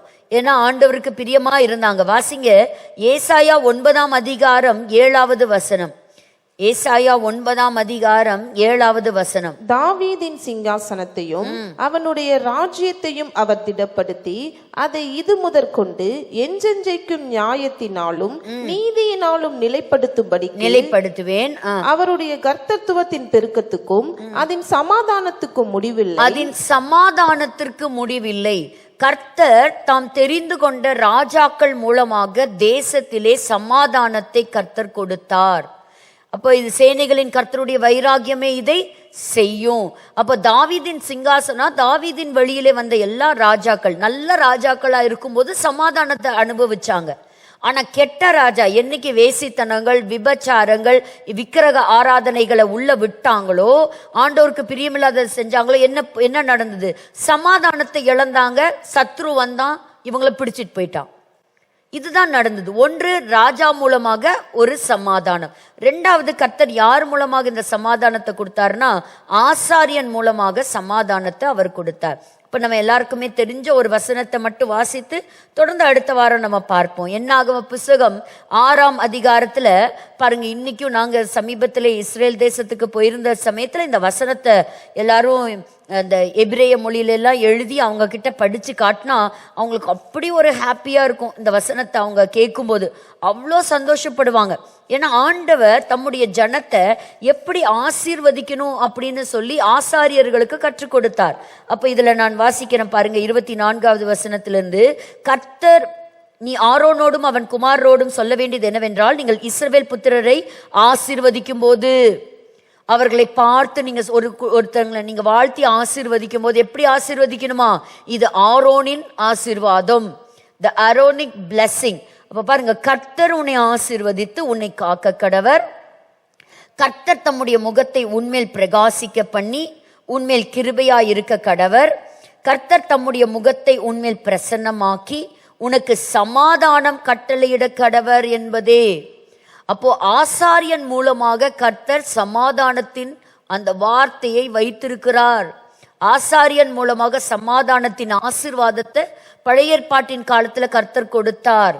வேற யார் மூலமாகவும் இந்த உலகத்துக்கு சமாதானம் வராது. கர்த்தருடைய பிள்ளைகள் மூலமாகத்தான் சமாதானம். சரியா? இப்ப அந்த சமாதானம் எங்க இருக்கு, யார் கையில இருக்கு அப்படிங்கிறத நம்ம அடுத்த வாரம் நம்ம பார்க்கலாம். ஸோ இன்னைக்கு இந்த பிபிடியை தொடர்ந்து பார்க்கலாம். இன்னைக்கு பெரிய செய்திகள் வேறு ஒன்றும் கிடையாது. ஒன்று, ஈரான் மீது எப்பொழுது வேண்டுமானாலும் தாக்குதல் என்ன செய்யலாம், நடத்தலாம் அப்படின்னு சொல்லப்படுகிறது. இது பாருங்க, ஈரான் மறுபடியும் அவங்களுடைய நியூக்ளியர் சைட்ஸை ரெஸ்யூம் பண்ணியிருக்கிறாங்க. ஒருவேளை அவங்க எவ்வளோ தூரத்தில் அவங்களுடைய தயாரிப்பை வைத்திருக்கிறாங்கன்னு தெரியாது. அப்போ பாருங்க, கமேனியும் ஒரு எச்சரிப்பின் சத்தத்தை கொடுத்துருக்கிறாரு. பட் அட்டாக் பண்ணுறதுங்கிறது ரொம்ப ஈஸி கிடையாது. ஏன்னா ஒரு தேசத்தின் மீது யுத்தத்தை நடத்தும் போது எத்தனை பேராமீட்டர்ஸை யோசிக்கணும் இல்லையா? ஸோ அங்கே இருக்கக்கூடிய பாருங்க அநேக பெண்கள், ஐயோ இந்த சில வார்த்தைகளில் வாசிக்கும் போது நம்முடைய இருதயமே பாரப்படுகிறது. அங்கே இருக்கக்கூடிய பெண்களுக்காக நீங்கள் ஜெபம் பண்ணுங்க. கற்பழிக்கப்படுகிறார்கள், கொலை செய்யப்படுகிறார்கள், எரிக்கப்படுகிறார்கள் பாருங்க. ஆனால் இந்த சின்னதுலேருந்து யூதர்களுக்கு விரோதமா எப்படி ட்ரெயின் பண்றாங்க பாருங்க. Jews are dogs. நான் பெருசாகி யூதர்களை நான் கொலை செய்து அல்லாவுக்காக இரத்த சாட்சியாக மரிப்பேன்னு இந்த சின்ன வாலிப பையன் சொல்றான். தீவிரவாத இயக்கங்கள்லாம் ஒரு முடிவுக்கு வரணும். இதுல எங்க போய் சமாதானத்தை நம்ம தேடுறது இல்லையா? இப்ப ட்ரம்ப் சொல்றாரு, நாங்க பேச்சுவார்த்தை நடத்திட்டு இருக்கிறோம், அது சமாதானத்துல முடிஞ்சா ஓகே, அப்படி இல்லைன்னா என்ன அர்த்தம்? பெரிய பெரிய ஒரு ஆபத்தான விளைவுகளை சந்திக்க வேண்டி இருக்கும் அப்படிங்கிறத அவர் சொல்றாரு. ஸோ ஒன்று, அவங்க நியூக்ளியர் வெப்பன்ஸை தயாரிக்கிறத அவங்க நிறுத்தணும், அங்கே இருக்கக்கூடிய பொதுமக்களை அவங்க கொலை செய்யக்கூடாது அப்படிங்கிறத திரும்ப திரும்ப அமெரிக்கா வலியுறுத்திட்டே இருக்குது. அதே சமயத்தில் கடற்கரை ஓரமாக தங்களுடைய கடற்படையை கொண்டு நிறுத்தி இருக்கிறாங்க, பொசிஷன் பண்ணியிருக்கிறாங்க. ஸோ இது யுத்தங்கள் வராதபடிக்கு நம்ம ஜெபிக்கலாம், தவிர்க்கும்படியாக நம்ம ஜெபிக்கலாம்.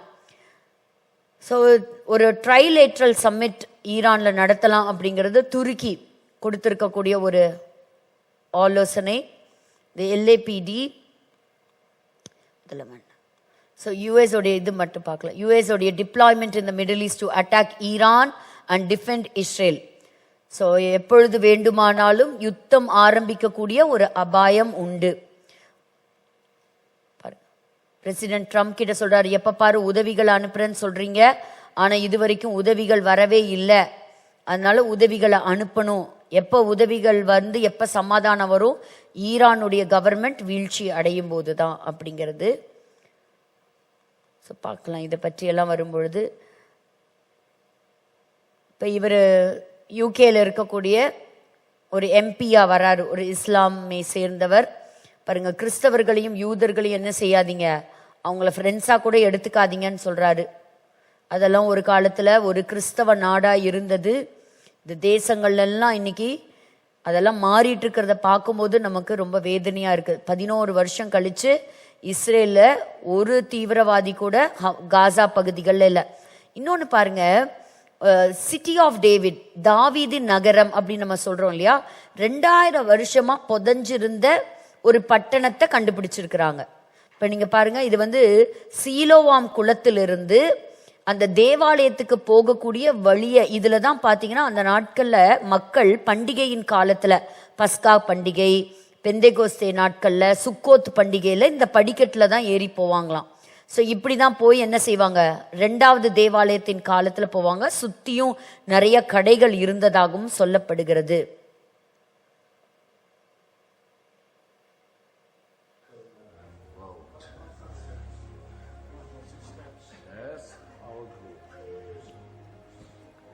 பாருங்க, இதெல்லாம் ஒரு under ground city. So Bible காலத்துல, இந்த வேதாகமத்தின் காலத்துல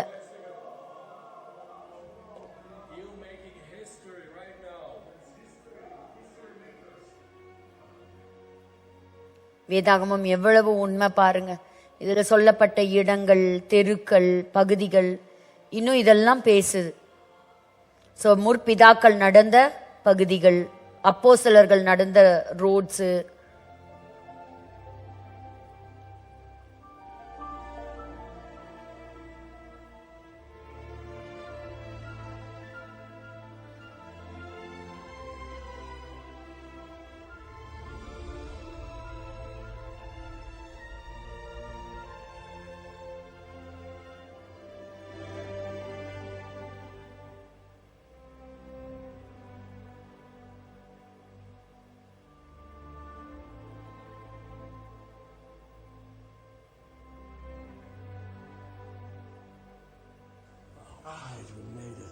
ஸோ அண்டர் கிரவுண்ட்ல ஒரு பெரிய நகரத்தை என்ன செஞ்சிருக்கிறாங்க பாருங்க, கண்டுபிடிச்சிருக்கிறாங்க. ஸோ அடுத்த முறை நம்ம இஸ்ரேல் போகும்போது இந்த இடங்களெல்லாம் நம்ம பார்க்கலாம், ஆண்டவருக்கு சித்தமான. சரி, ஸோ யூஎஸ் ஸ்டேட் டிபார்ட்மெண்ட்டும் இஸ்ரேலுக்கு கிட்டத்தட்ட $6.5 பில்லியன் மிலிட்ரி எக்யூப்மெண்ட்ஸ் எல்லாம் அவங்க கொடுத்துருக்குறாங்க. US and Israel conducted joint naval exercise in the Red Sea. Red சீல பார்த்தீங்கன்னா ஹூத்தீஸ் அப்படின்னு சொல்லக்கூடிய பயங்கரவாத கூட்டங்களும் தாக்குதல் நடத்த ஆரம்பிச்சிருக்கிறாங்க. மறுபடியும் அவங்களும் த்ரெட்டன் பண்ண ஆரம்பிச்சிருக்கிறாங்க. பாருங்க, இஸ்ரேல் நாடு இருக்க வேண்டிய இடத்துல அதை முழுமையாக பாலஸ்டைன் அப்படின்னு சொல்லிட்டு விட்டுருக்குறாங்க. இது சதன் சீரியா, அங்க இருக்கக்கூடிய இடத்துல கூட ட்ரூஸ் மக்கள், கிறிஸ்தவர்கள் எல்லாரும் இஸ்ரேல் நாட்டினுடைய பிரதமருக்கு ஒரு கோரிக்கை வைத்திருக்கிறாங்க. ஸோ காப்பாற்றும்படியாக அவங்களுடைய டிசையர், இஸ்ரேலோடு கூட நாங்கள் இணைந்து கொள்ளுகிறோம் அப்படின்னு சொல்லக்கூடிய டிசையரை வச்சிருக்கிறாங்க. ஸோ ஈரானில் நிறையா வெடி சத்தங்கள் கேட்டது இல்லையா, அதுக்கெல்லாம் எங்களுக்கு சம்மந்தம் இல்லை அப்படிங்கிறது. டொனால்ட் ட்ரம்ப் வந்து ஒரு வார்த்தை சொன்னார்னா அவர் சும்மா சொல்ல மாட்டார், சொன்னதை அவர் கண்டிப்பாக செய்வார்னு. ஸோ இஸ்ரேலுடைய ரேட்டிங்கும் இன்னைக்கு ஹையில் இருக்குது. அது மட்டும் இல்லை, ரொம்ப இம்பார்ட்டண்ட்டாக எல்பித் டிஃபென்ஸ் சிஸ்டம், ஒரு புதுசாக ஒரு டிஃபென்ஸ் சிஸ்டம் கண்டுபிடிச்சிருக்கிறாங்க இஸ்ரேலுடைய நாட்டின் பாதுகாப்புக்காக. அது பாருங்க எப்படி போய் அது வரக்கூடிய எதிர் வருகிற ஆயுதங்களை தூரத்திலிருந்தே கண்டறிந்து ஆர்டிஃபிஷியல் இன்டெலிஜென்ஸ் மூலமாக அதை அழித்து வானத்திலேயே அழித்து விடுகிறது. Iron Fist active protection system, முக்கியமா தூரத்திலிருந்து அந்த தேசத்துக்கு நிறைய என்ன இருக்கு, எப்பவுமே ஒரு த்ரெட் இருந்துட்டே இருக்கு. ஸோ அதுக்காக என்ன பண்ணியிருக்கிறாங்கன்னா இதை கண்டுபிடிச்சிருக்கிறாங்க. ஸோ நாளுக்கு நாள் ஒரு லேட்டஸ்ட் இன்வென்ஷன்ஸ் இஸ்ரேல் நாட்டிலிருந்து வர்றதை நம்ம பார்த்துட்டே இருக்கிறோம்.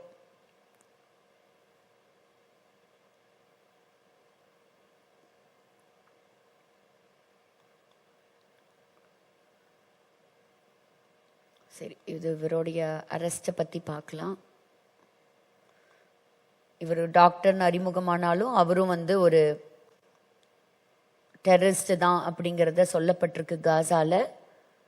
ஸோ ஒரு ஷூட்டிங் வெல்கம் பேப்டிஸ்ட் சர்ச் ரோட்ல கேரளினால பாருங்க 4 பேர் மரித்து சுடப்பட்டிருக்கிறாங்க. ஹாலோகாஸ்ட்ல மரித்தவர்களை நாங்கள் நினைவு கூறுகிறோம்னு சொல்றாங்க. அது எல்லாவற்றையும் காட்டிலும் ஹெஸ்போலா மேல தொடர்ந்து தாக்குதல் நடந்துகிட்டே தான் இருக்குது. இஸ்ரேல் தொடர்ந்து ஹமாஸினுடைய எல்லைகளில் புகுந்து அவங்க தாக்குதல் நடத்துகிறாங்க. எனக்கு ஒரே ஒரு முக்கியமான ஒரு விஷயத்த சொல்லணும். ஸோ இந்த லோகோலாம் மாற்றி அனுப்புனாலும் அதை பற்றி கவலைப்படல. வெனிசுலாவுக்கு புதிய ஒரு தலைவரை அனுப்பி வைத்திருக்கிறது அமெரிக்கா. முக்கியமானது மட்டும் நான் சொல்கிறேன்.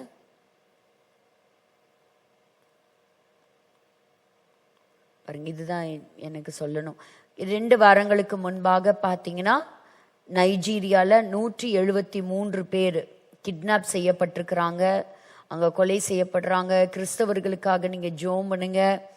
பாருங்க, நைஜீரியா பை இஸ்லாமிஸ்ட். ஜனங்கள் கண்ணீரோடு இருக்கிறாங்க. அதில் ஒரு தாய் சொல்றாங்க, என்னுடைய கணவன் என்னுடைய பிள்ளைகள் எல்லாரையும் பிடிச்சிட்டு போயிட்டாங்க அப்படின்னு சொல்லிட்டு. கிறிஸ்டியானிட்டிக்கு அகெயின்ஸ்ட் அங்கே நடக்கக்கூடிய கொடூரமான சம்பவங்கள் மாற்றப்பட இதுக்கு சத்தத்தை யாராவது கொடுக்கணும். உலக தலைவர்கள் இதை பார்க்கணும்.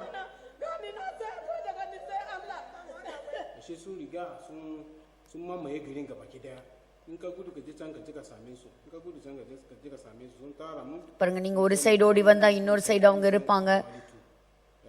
அவங்க அந்த இடத்துல அவங்க அடிச்சிருக்கிறாங்க, துன்புறுத்தப்படுறாங்க, கொலை செய்யப்படுறாங்க.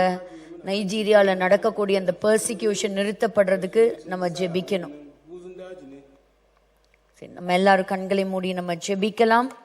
ஸோ தொடர்ந்து வரக்கூடிய நாட்கள் ஒரு பயங்கரமான நாட்களாய் இருக்கிறபடியால் ஜெபத்திலே உறுதியாய் இருந்து இடைவிடாமல் ஜெபித்து பரிசுத்த ஆவிக்குள் நம்ம ஜெபித்து ஆண்டவருடைய சித்தத்தின்படி நம்ம ஜெபிக்கிறவர்களாக நம்ம எழும்பலாம். எங்களை நேசிக்கிற நல்ல தகப்பனே, இந்த மாலை வேளை ஆண்டவரே அப்பா வேத பாட வகுப்பிற்காக நாங்கள் நன்றி செலுத்துகிறோம். தகப்பனே இயேசு ராஜாவுமே நாங்கள் நோக்கி பார்க்கிறோம். ஆண்டவரே, இந்த செஷனை இன்னைக்கு ஆசிர்வதித்து கொடுத்தீங்க. இந்த செஷனுக்காக உழைத்த உள்ளங்களை கர்த்தர் ஆசிர்வதிப்பீராக. ஆண்டவரே, வந்தவர்களையும் எங்களோடு கூட லைவ்ல இணைந்தவர்களையும் கர்த்தர் ஆசிர்வதிங்கப்பா. இந்த கடைசி நாட்களிலும் பரிசுத்தத்தை காத்துக்கொள்ள விசுவாசத்திலே உறுதியாய் இருக்க ஆண்டவரே வேத வாக்கியங்களின்படி ஆண்டவரே வாழ பிழைக்க கர்த்தர் கிருபை செய்யுங்க. ஆண்டவரே, தேசத்தில் காணப்படுகிற எல்லா விதமான அச்சுறுத்தல்கள், பயங்கள், யுத்தத்தின் செய்திகள் ஆண்டவரே நாங்கள் கேட்கிறோம். உம்முடைய வருகையும் சமீபமாய் இருக்கிறது. இஸ்ரேல் தேசத்தில் நடக்கக்கூடிய மாற்றங்களையும் நாங்கள் கவனிக்கிறோம். ஆண்டவரே, திருச்சபைக்குள்ளாக ஒரு பெரிய எழுப்புதல் உண்டாகட்டும். ஆண்டவரே, தேசம் ஒரு எழுப்புதலை காணட்டும். ஆண்டவரே, புறஜாதியாரும் உம்மிடத்தில் ஓடி வருவார்களாக. ஆண்டவரே, எங்களுக்கு சமாதானத்தை கொடுக்கிற எங்கள் ராஜாவாக, எங்கள் பிரதான ஆசாரியராக நீர் இருப்பதற்காக உமக்கு நன்றி செலுத்துகிறோம். எங்களை முற்றிலுமாய் உம்முடைய கரங்களிலே தாழ்த்தி அர்ப்பணிக்கிறோம். இயேசு கிறிஸ்துவின் மூலம் ஜெபிக்கிறோம் எங்கள் ஜீவன் உள்ள நல்ல பிதாவே, ஆமேன், ஆமேன். எல்லாரும் சேர்ந்து சொல்லலாம். என் ஆத்மாவே கர்த்தரை ஸ்தோத்திரி, என் முழுமே அவர் பரிசுத்த நாமத்தை ஸ்தோத்திரி. என் ஆத்மாவே கர்த்தரை ஸ்தோத்திரி, கர்த்தர் செய்த சகல உபகாரங்களை மறவாதே. Amen, amen. Praise the Lord. மறுபடியும் உங்களை அடுத்த வாரம் புற்கலசம் வேத வகுப்புல சந்திக்கிறேன். until then wishing you all a very happy good night and a blessed week ahead.